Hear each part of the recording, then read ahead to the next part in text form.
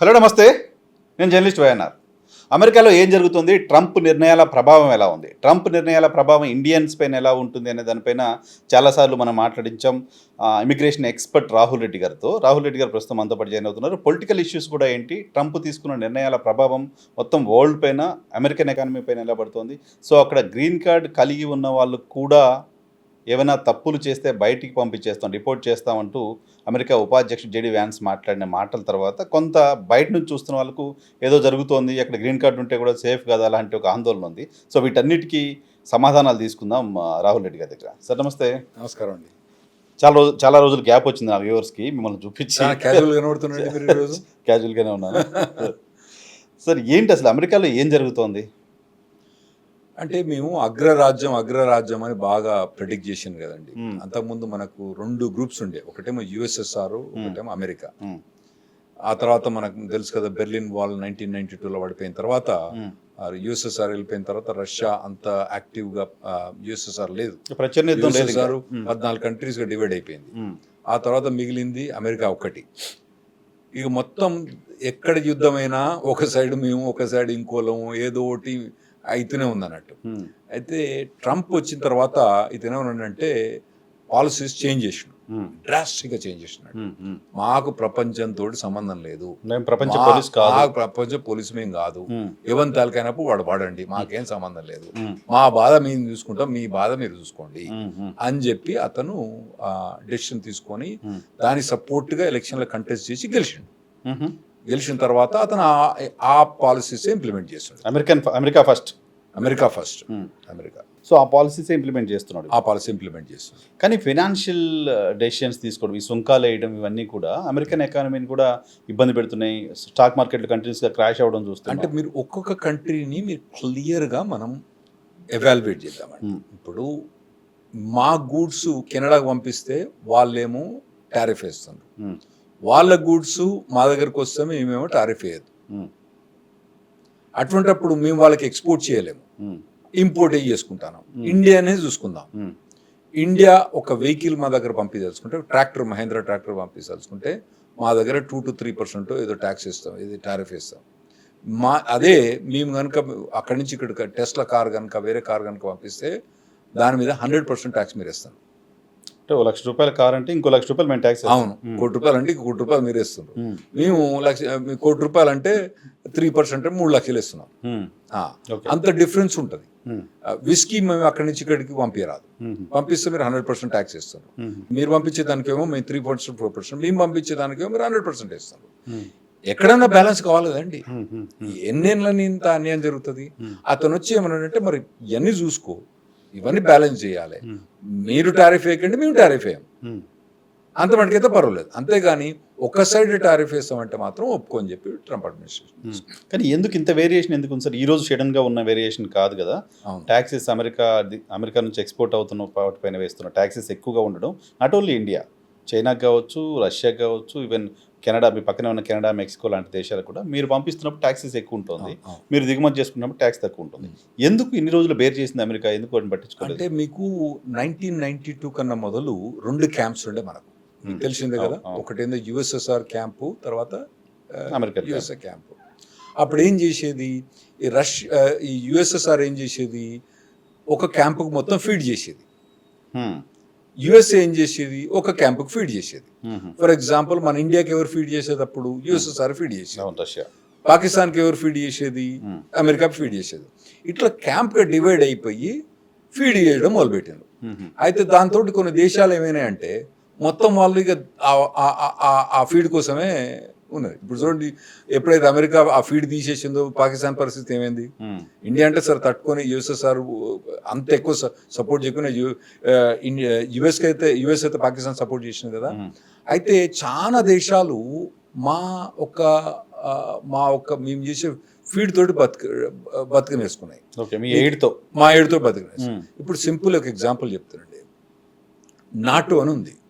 NATO ఏందని అంటే అది ఎవరి ప్రొటెక్షన్ కోసం, యాక్చువల్గా యూరోపియన్ ప్రొటెక్షన్ కోసం. రష్యా ఇక్కడ, యుఎస్ఎస్ ఇక్కడ ఉంది, యుఎస్ఏ ఇక్కడ ఉంది. వాళ్ళు మాగర్ రావాలంటే చాలా కంట్రీలు దాటుకొని రావాలి.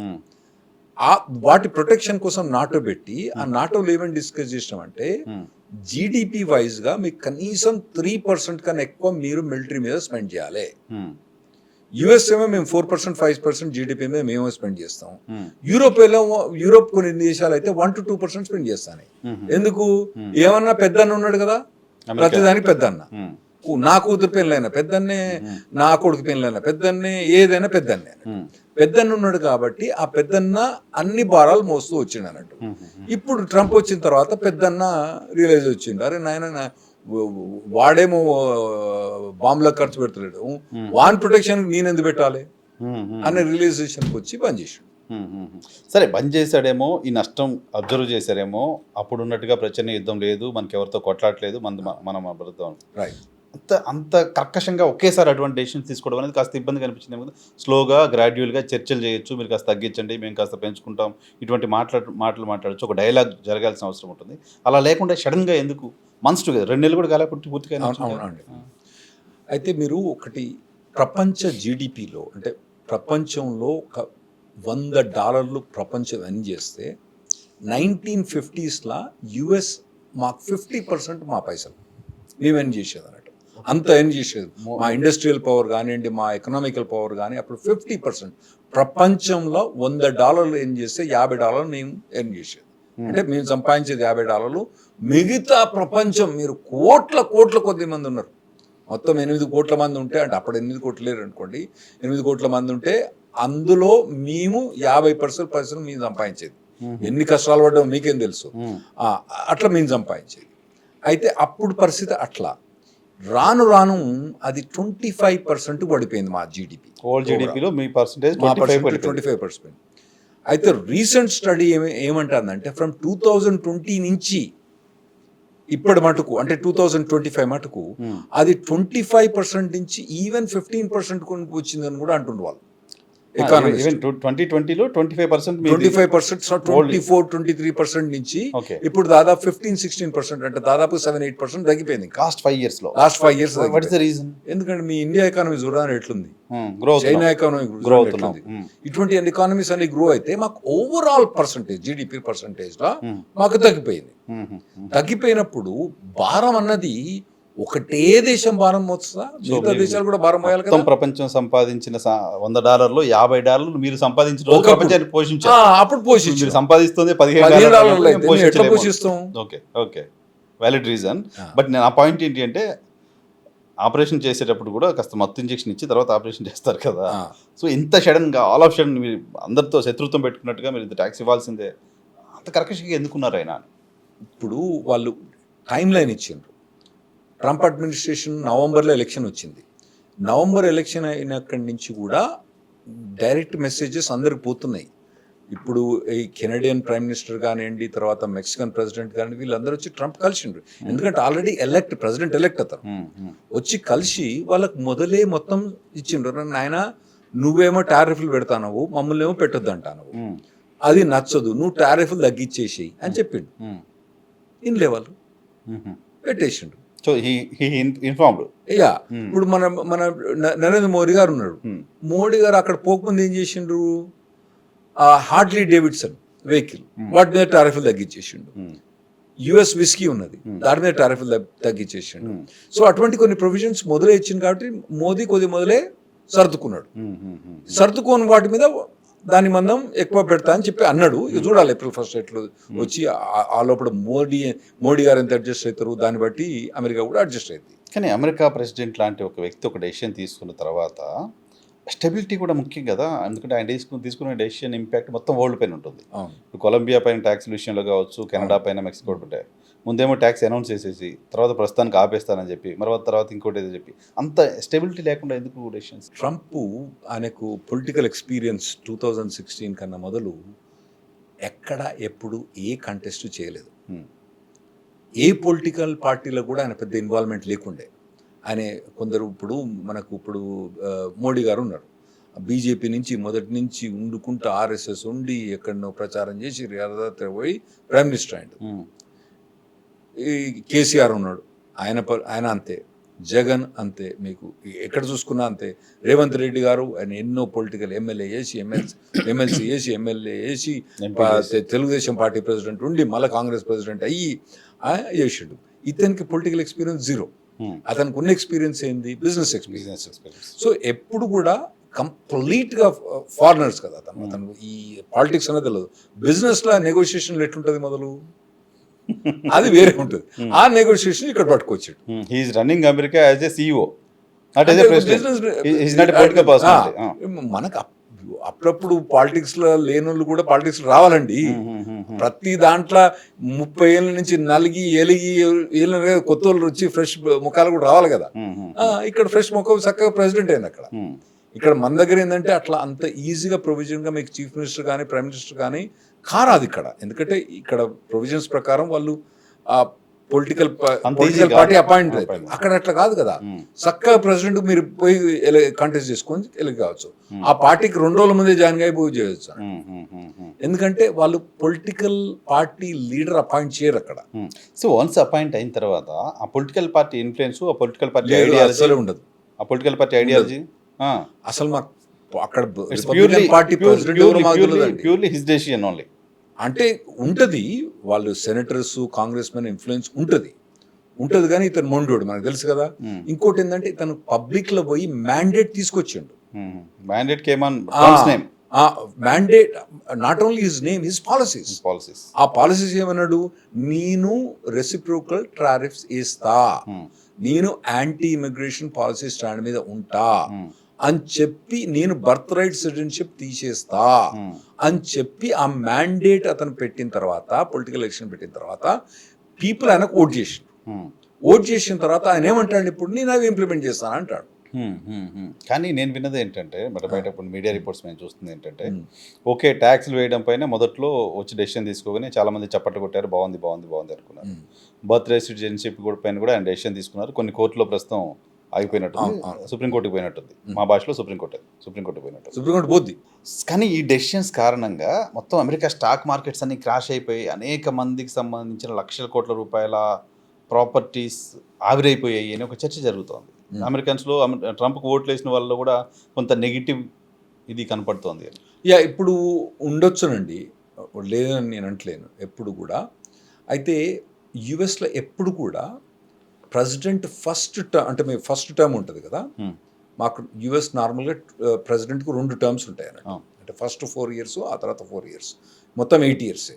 ఫస్ట్ టర్మ్లో ఫస్ట్ 2 yearsలోనే డ్రాస్టిక్ డెసిషన్స్ తీసుకుంటారండి వాళ్ళు, డ్రాస్టిక్ డెసిషన్స్. ఆ తర్వాత నెక్స్ట్ 2 yearsలో డ్రాస్టిక్ డెసిషన్ తీసుకోరు. ఎందుకంటే మళ్ళీ ఎలక్షన్స్ వస్తున్నాయి కాబట్టి. ఈ ఫస్ట్ 2 yearsలో తీసుకున్న డెసిషన్స్ జనాలు మర్చిపోతారు. అయితే దీని రిజల్ట్స్ ఎట్లుంటాయి అంటే, మీకు చెప్పాలంటే, మీకు క్లింటన్ అంటే దాదాపు 30 ఏళ్ళ కింద ప్రెసిడెంట్ క్లింటన్ ఎలెక్ట్ అయ్యాడు. ఇఫ్ ఐఎమ్ నాట్ మిస్టేక్ 1992లో ప్రెసిడెంట్ క్లింటన్ ఎలెక్ట్ అయ్యాడు. ఎలెక్ట్ అయిన తర్వాత తను 8 years ఉన్నాడు. కానీ ఫస్ట్ అక్కడ మా దగ్గర లోక్సభ ఎలక్షన్స్ ఉంటాయి కదా, ప్రతి 2 ఏళ్ళకి ఒకసారి అవుతాయి. ఆడ 4 ఏళ్ళకి కాదు, 5 ఏళ్ళకి కాదు, 2 ఏళ్ళకి అయితే అన్నాడు. లైక్ మన రాజ్యసభ కాదు, రాజ్యసభ కాదు. రాజ్యసభలో మీకు ఏంటంటే ఎవ్రీ 2 yearsకు 1/3 members మారుతా అంటారు. అవును, మీ రాజ్యసభ మా సెనెట్ ఒకటే, సిమిలర్ ఎగ్జాక్ట్లీ. అంటే కొద్ది ఎలక్షన్ ప్రాసెస్ డిఫరెంట్ ఉంటుంది. ఎవ్రీ 2 yearsకి 1/3 చేంజ్ అవుతా అంటారు. లోక్సభ ప్రతిసారి ఎలక్షన్ అయినప్పుడు మొత్తం 540 ఎలక్షన్స్ అయితే మీకు. మా దగ్గర కూడా అంతే, మా నెంబర్ కూడా ఆల్మోస్ట్ అది నా 540 నెంబర్ దగ్గరనే ఉంది. మొత్తం లోక్సభ ఒకసారి ఎలక్షన్స్ అయితే మా దగ్గర. అయితే మా దగ్గర ప్రతి 2 ఏళ్ళకి ఎలక్షన్స్ అయితే, అక్కడ 4 ఏళ్ళకి కాదు, 2 ఏళ్ళకి ఎలక్షన్ అయితే. అయితే క్లింటన్ వచ్చి ఎప్పుడు కూడా ఎప్పుడైతే వీళ్ళు డ్రాస్టిక్ డెసిషన్ తీసుకుంటారు కదా, లోక్సభ ఎలక్షన్ అయినప్పుడు ప్రెసిడెంట్ యాంటీ పార్టీ ఎప్పుడు గెలుస్తుంది. ఫస్ట్ గెలిచినప్పుడు ప్రెసిడెంట్ లోక్సభ ఒకటే సైడ్ ఉంటారు. అయితే మాదేమో ప్రైమ్ మినిస్టర్ కాదు కాబట్టి కొద్దిగా డిఫరెంట్గా, లోక్సభలో చేంజ్ అయినంత మాత్రాన ప్రెసిడెంట్ చేంజ్ కాదు మా దగ్గర. ఇక్కడేమో లోక్సభ తోటే ప్రైమ్ మినిస్టర్ వస్తారు కాబట్టి అక్కడ డిఫరెంట్ అన్నట్టు. ప్రతి ప్రెసిడెంట్ క్లింటన్ వచ్చిన తర్వాత ప్రతి ప్రెసిడెంట్ ఆ ఫస్ట్ లోక్సభ ఎలక్షన్లో మొత్తం వైపౌట్ అయిపోయారు. క్లింటన్ తర్వాత ఎవరు? బుష్ తర్వాత ఒబామా తర్వాత ట్రంప్ తర్వాత బైడెన్ తర్వాత మళ్ళీ ట్రంప్. ఈ 30 ఏళ్ళ నుంచి కూడా ప్రతిసారి కూడా ఫస్ట్ టర్మ్ ఎలక్షన్స్ లా ఆ 2 years తర్వాత వెళ్ళిపోయారు. అయితే వాళ్ళు ఎందుకంటే ఆ టైంలో డ్రాస్టిక్ డిసిషన్స్ తీసుకుంటారు. అయితే అందుకోసం అయితే ఏంటంటే ఆ డ్రాస్టిక్ డిసిషన్స్ అన్ని ఇప్పుడు తీసుకుంటారు. సో పొలిటికల్ స్ట్రాటజీ ఉంది, తీసుకుంటున్న నిర్ణయాల వెనక స్ట్రాటజీ ఉంది. నా పాయింట్ ఏంటంటే జనాల వ్యతిరేకతని ఇప్పుడు పట్టించుకోవాల్సిన అవసరం లేదనుకుంటారు. ఇక 2 years ఉంది కదా అనుకుంటారు. ఇంకా 1.5 years ఉంది.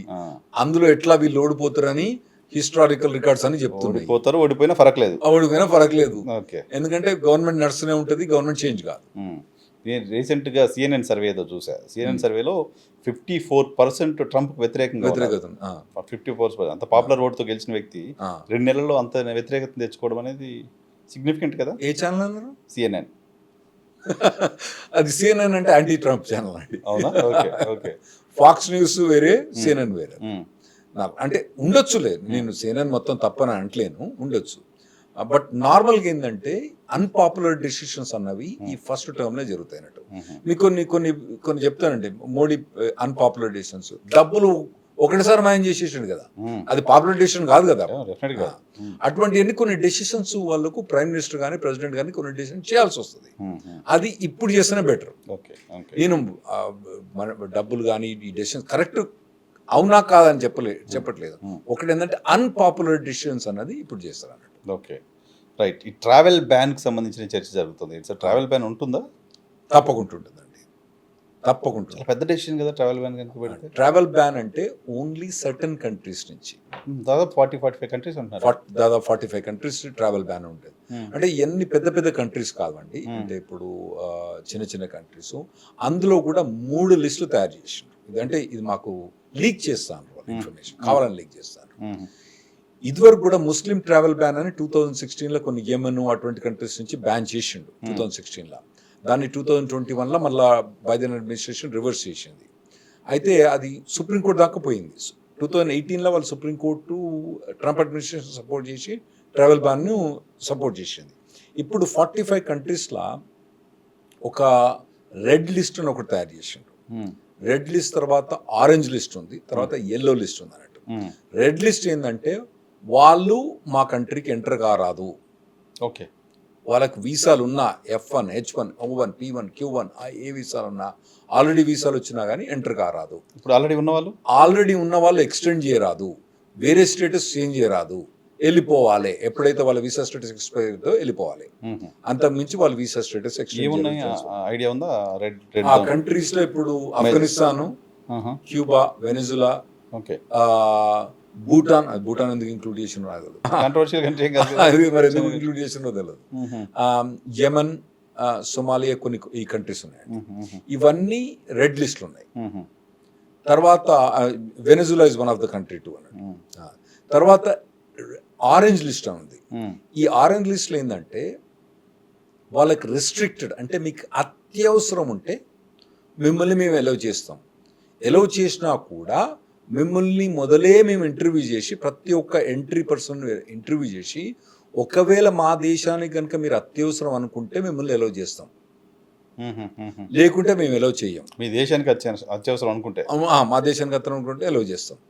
ఇంకోటి, ఒకవేళ దేశంలో ఉన్నోళ్ళ పరిస్థితి ఏంటంటే మీరు అడగొచ్చు కదా, వాళ్లకు ఎక్స్టెన్షన్ కానీ చేంజ్ ఆఫ్ స్టేటస్ నార్మల్గా ఏంటంటే మనం ఇప్పుడు F1 పోయినాం అనుకోండి, అక్కడి నుంచి H1కి అక్కడనే చేంజ్ ఆఫ్ స్టేటస్ అప్లై చేసుకోవచ్చు కదా.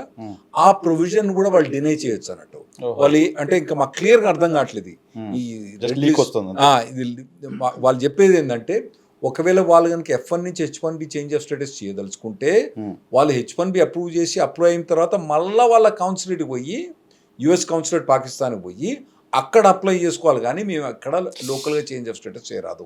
ఎక్స్టెన్షన్ స్టేటస్ చేసినా కూడా మీరు మీ దేశం పోయి మళ్ళీ రావాలని చెప్పి వాళ్ళు ఇండికేషన్ ఇస్తున్నారు ఇప్పుడు.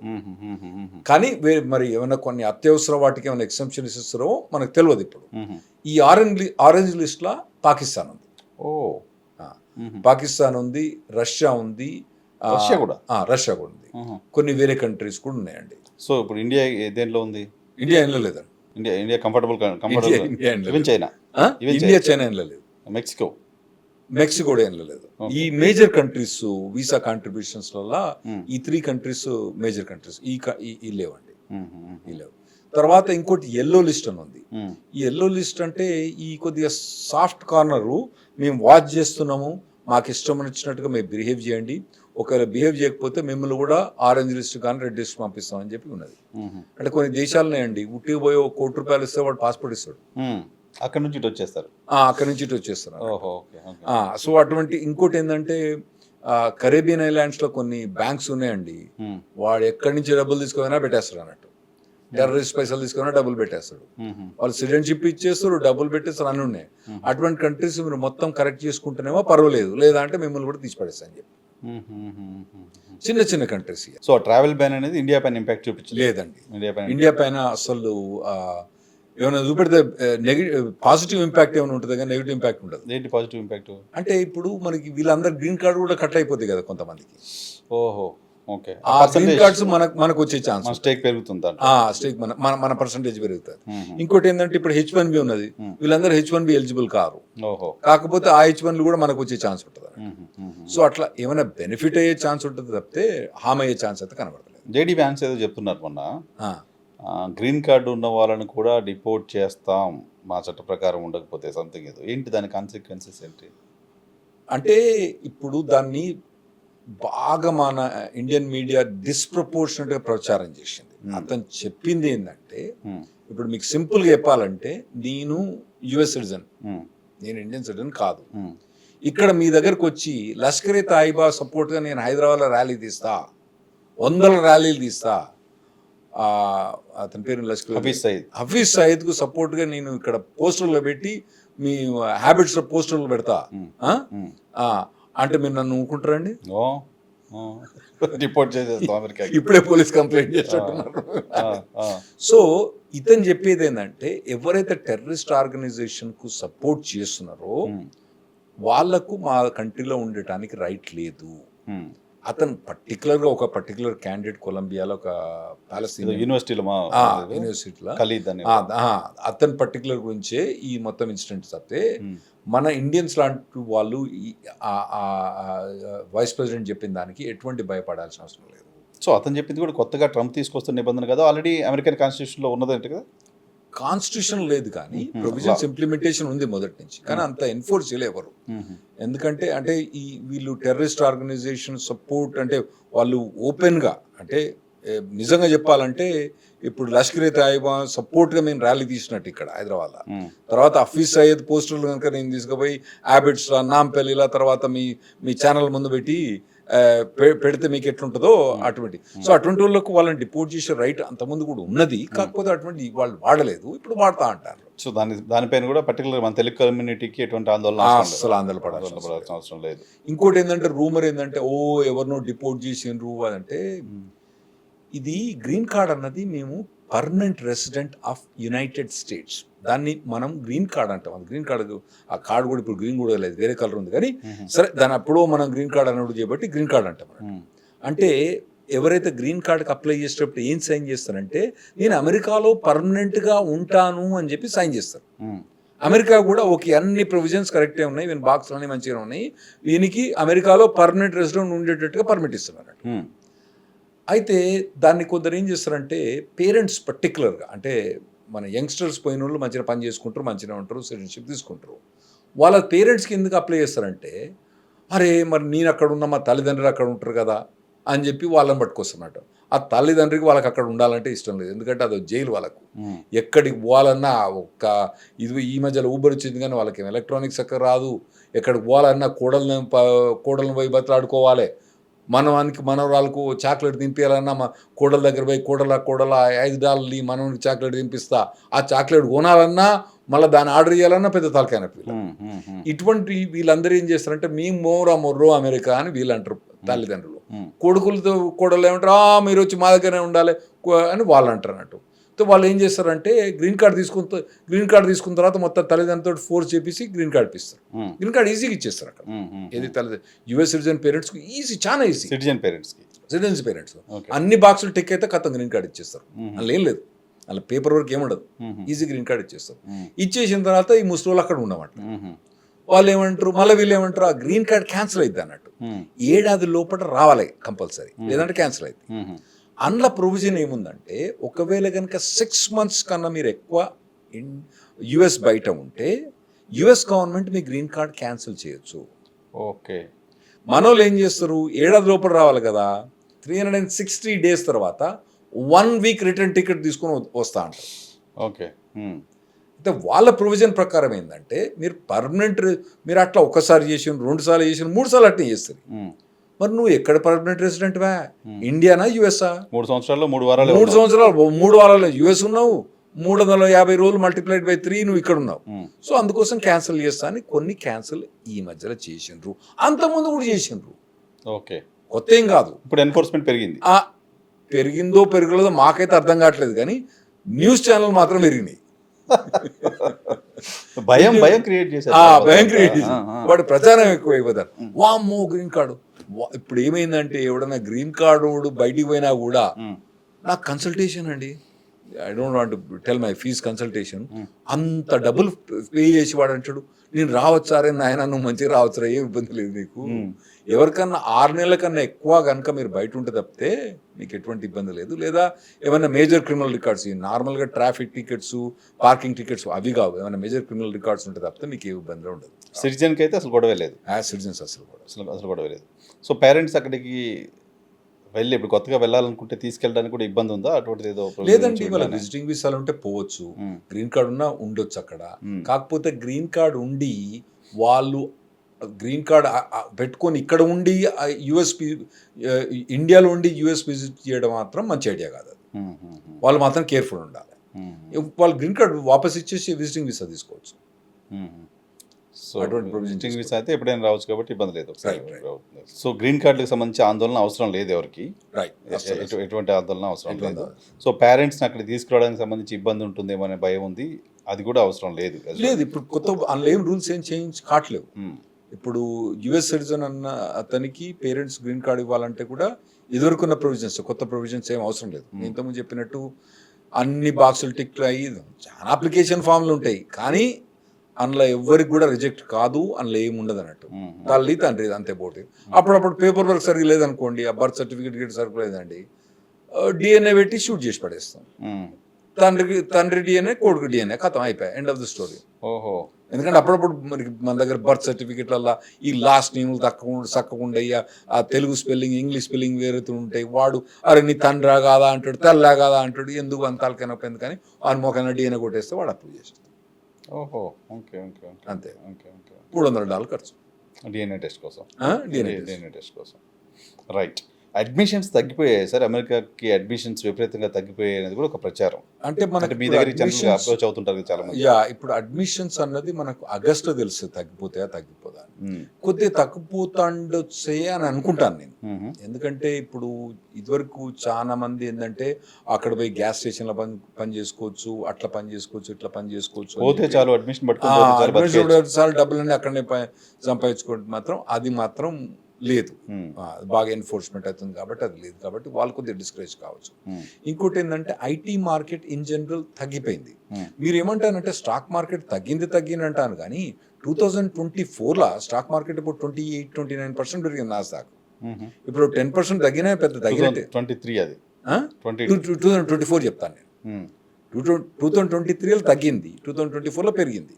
25%, 26% పెరిగింది. అందులో ఒక 10% తగ్గిండొచ్చు వచ్చిన తర్వాత. ఇప్పుడు తగ్గింది. ఓవరాల్గా ఐటీ మార్కెట్ అనేది బాగా పెరుగుతూ వచ్చింది. కానీ ఈ మధ్యలో ఆర్టిఫిషియల్ ఇంటెలిజెన్స్ వచ్చి కొద్దిగా నెసెసిటీ, ఏదైతే కంప్యూటర్ ప్రోగ్రామర్స్ కానీ డెవలపర్స్ కానీ ఏదైతే నెసెసిటీ ఉందో అది తగ్గినట్టు కనిపిస్తుంది నాకు. దాంతో కొద్దిగా మరి వీళ్ళు ఏమన్నా మాస్టర్స్ డిగ్రీ వచ్చి చేయదలుచుకున్న వాళ్ళు మరి ఏమైనా జంకుతారా అన్నది అర్థం కావట్లేదు. ఆ భయం అయితే ఇక్కడ స్టూడెంట్స్ లో బాగా చూస్తున్నాం. మరి మీకు బాగానే చూస్తాం. నేను కూడా అనుకుంటాను కొద్దిగా ఉండొచ్చు అని. మన ఆగస్ట్ వస్తే తెలుస్తుంది ఎట్లుంటుంది. ఎంప్లాయ్మెంట్కి సంబంధించిన స్కేర్ కూడా సార్ ఆల్రెడీ అక్కడ ఉన్న వాళ్ళు మీరు ఇంతమంది చెప్పారు కదా, చాలా మంది ఉద్యోగాలు తీసేస్తున్నాయి అమెరికన్ ఐటీ కంపెనీస్ అని. సో దానికి సంబంధించిన ఫ్యాక్ట్స్ ఏంటి? ఇప్పుడు ఫేస్బుక్ ఏముంటుందండి, ఎంట్రీ లెవెల్ ప్రోగ్రామర్స్ ఉంటారు కదండి. ఎంట్రీ లెవెల్ ప్రోగ్రామర్స్ నార్మల్గా మనకు పిరమిడ్ మాదిరి ఉంటుంది కదా, అంటే జూనియర్ లెవెల్స్ సీనియర్ లెవెల్కి వచ్చి తగ్గిపోతూ ఉంటారు కదా. ఎంట్రీ లెవెల్లో ఎక్కువ ఉంటారు అన్నట్టు, ఇంట్లో కూడా పిరమిడ్ టైప్లా ఉంటారు అన్నట్టు. అయితే వాళ్ళు ఏమంటారంటే ఎంట్రీ లెవెల్ ప్రోగ్రామ్స్ మాకు అవసరం లేదు, మొత్తం ఆర్టిఫిషియల్ ఇంటెలిజెన్స్ మొత్తం తీసేస్తానని చెప్తారు. ఇంకోటి ఇప్పుడు మీరు ఎప్పుడైనా కంప్యూటర్ ప్రోగ్రామ్లతో మాట్లాడండి ఇవాళ రేపు, వాళ్ళని అడగండి మీరు చాట్ జీపీటీ యూజ్ చేస్తారా, ఏదైనా ఆర్టిఫిషియల్ ఇంటెలిజెన్స్ యూజ్ చేస్తారా అని. ప్రతి ఒక్కడు నేను యూజ్ చేస్తారని చెప్తారండి. ప్రతి ఒక్కడు యూజ్ చేస్తారని చెప్తారండి. అయితే వీళ్ళ కంపెనీ పాలసీలు ఎట్లుంటాయంటే ఎవడు కూడా కంపెనీల పాలసీలో వాడదని చెప్తారు అన్నట్టు. వాడదని చెప్తారు. వాళ్ళు చాలా మంది కూడా వాడతాను అది. ఎందుకంటే వాళ్ళు ఏమంటారంటే 40 గంటల పని మేము గంటలు చేసి పడేస్తాను అని చెప్తాను. సో దానివల్ల కూడా కొద్దిగా జాబ్లు పోయే ఛాన్స్ ఉంటుంది. దానివల్ల మరి హైదరాబాద్ రియల్ ఎస్టేట్ ఎట్లా ఎఫెక్ట్ అవుతుందో అదే నెక్స్ట్ అడగబోతున్నా. Hyderabad real estate badly affected. రకరకాల సెంటిమెంట్స్ ని వైలేట్ చేశారు. నాకు లోకల్ సెంటిమెంట్ సంబంధం లేదు, బట్ అమెరికా సెంటిమెంట్ కూడా దీనిపైన ఇంపాక్ట్ చూపిస్తోంది. అమెరికాలో జాబ్స్ పోతాయనే సెంటిమెంట్. డెఫినెట్లీ కొద్దిగా జాబ్స్ బాగానే పోయినాయండి ఐటీ మార్కెట్లో. పాస్ట్ 6-7 months నుంచి బాగానే పోయినాయి, బాగానే చూస్తున్నాము. ఈ ఆర్టిఫిషియల్ ఇంటెలిజెన్స్ తోటి ఏం డిఫరెన్స్ వస్తుంది అన్నది అసలు మైండ్ బాగ్లింగ్ అండి. ఇటువంటి ఆర్టిఫిషియల్ ఇంటెలిజెన్స్ ఏమైతే పనులు చేస్తుందో, ఇప్పుడు ఒక పెద్ద బ్రిడ్జ్, రెండు మౌంటైన్స్ పక్కల ఒక బ్రిడ్జ్ తయారు చేసి రోడ్డు వేయాలంటే మొత్తం ఆర్టిఫిషియల్ ఇంటెలిజెన్స్ మొత్తం చేసి పడేస్తుందండి. డిజైనింగ్ అని చేసి పడేస్తుంది. అక్కడ రాక్ ఫార్మేషన్, తర్వాత ఎర్త్, దానికి ఫీడ్బ్యాక్ ఇచ్చేస్తే 3-4 గంటలు తయారు చేస్తుంది. వాడు చేసినా కానీ ఆర్కిటెక్ట్ ఏం చేస్తాడు, మీకు 1 రోజుల తర్వాత వెనకకు పంపిస్తాడు. మీకు ఎందుకు 1 రోజుల తర్వాత వెనకకు పంపిస్తాడంటే వాడు 3 రోజులలో చేస్తే అరే నాయనా ఇది ఆర్టిఫిషియల్ ఇంటెలిజెన్స్ చేసింది.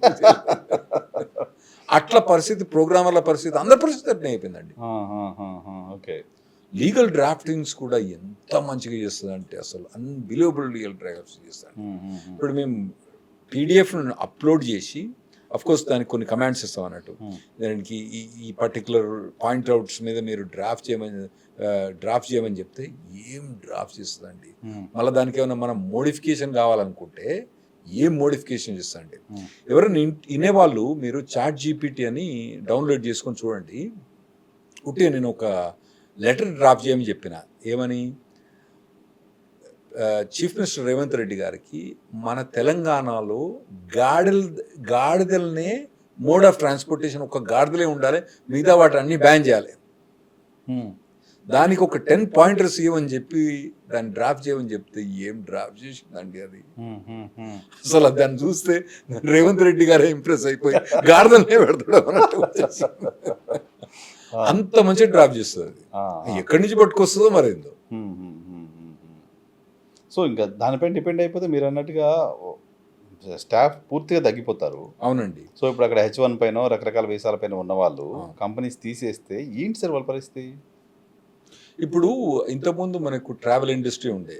ఎప్పుడైనా ఏరోప్లేన్ మనం ఢిల్లీ బుక్ చేసుకోవాలంటే ట్రావెల్ ఏజెంట్ దగ్గర పోయి కూర్చొని పైసలు పట్టుకుపోయి మన దగ్గర కూర్చొని పైసలు పట్టుకొని వాడు మాట్లాడకపోయి, అవును పోయి కూర్చున్నది. ఇప్పుడు ఏం చేస్తాను, 4 క్లిక్ తప్పటం పోతే వచ్చేస్తాను, మన మొబైల్ నుంచి వచ్చేస్తాను. ఇదివరకు ఏదైనా ఫుడ్ మనం ఏమైనా పెళ్లి చేయాలంటే పెద్ద తత్తంగా ఉండే పలహారాలు గీరాలు ఫుడ్ చేసి హోస్ట్ మొత్తం మనకు అదే పని, ఫుడ్ మీదనే పని. ఇవాళ రేపు క్యాటరింగ్ ఫోన్ చేస్తే వాడు వచ్చి టకటక్ వచ్చి మొత్తం phone call. Uber order, Uber అయితేంది, ఊబర్ ఈట్స్ అయితేంది, మీకు స్విగ్గీ అయితేంది, అన్నీ అయిపోయినాయి టెక్నాలజీ. దానివల్ల ఏమైందంటే డిస్ప్లేస్ అయిపోయి ఇంకోటి పెరుగుతా ఉంటుంది. అక్కడ కొత్త ఎంప్లాయ్మెంట్ వేరే పెరుగుతా ఉంటుంది. సెక్రటరీలు ఉండే, సెక్రటరీలు వెళ్ళిపోయినారు. ఫోన్ ఆపరేటర్స్ అని ఉండే, వాళ్ళు ఇట్లా పెట్టి ఇట్లా పుల్ల పెట్టేది వాళ్ళందరూ వెళ్ళిపోయారు. ఎక్కడ పోయినా మనకే తెలుసు. వాళ్ళు పోయి వేరే దానికి సాఫ్ట్వేర్ ఎంప్లాయీస్ కూడా ఒకప్పుడు ఉండేవాళ్ళని చెప్పుకోవాలి. అంతే రోబోస్ పైన నడిచిపోతుంది. అంటే నెక్స్ట్ రోబోలు వస్తాయి, ఒక లెవెల్ మటుకు పోతారు. కొంత మాత్రం కంపల్సరీ కావాలి, ఎందుకంటే వాటిని ఆర్టిఫిషియల్ ఇంటెలిజెన్స్ కూడా ప్రోగ్రామ్ చేయాలి కదా మనం. వాటికి ఉంటారు, కానీ చాలా మట్టుకు ఎగిరిపోతారని నేను అనుకుంటాను. దీనివల్ల ఎకనామికల్ రిప్రికాషన్స్ ఎట్లుంటుందని ఎకానమిస్టే చెప్పాలి. ఎందుకంటే ఒకటి మాత్రం రెవల్యూషన్, ఎవ్రీబడి ఆర్టిఫిషియల్ ఇంటెలిజెన్స్ తప్పకుండా వాడాల్సిందే అండి. ఇదివరకు మీకు గూగుల్ కానీ ఇంటర్నెట్ కానీ వచ్చినప్పుడు, నేను 1992 లాయర్ అయినప్పుడు నేను ఫార్మ్స్ టైప్ చేయాలంటే మొత్తం కంప్యూటర్ లేదండి. అప్పుడు టైప్ చేసినాం మేము. మీ ఏజ్కి వచ్చేమట్టి కంప్యూటర్లు వచ్చినాయి, కానీ మా ఏజ్ అప్పుడు లేకుండే. కంప్యూటర్ మేము చేసి ఫార్మ్స్ మీద టైప్ చేసినాం. ఫార్మ్స్ మీద టైప్ చేసినప్పుడు మాకు కంప్యూటర్ వచ్చినప్పుడు, అంటే మేము యంగ్ కాబట్టి అప్పుడు టక్క అడాప్ట్ అయిపోయినాం.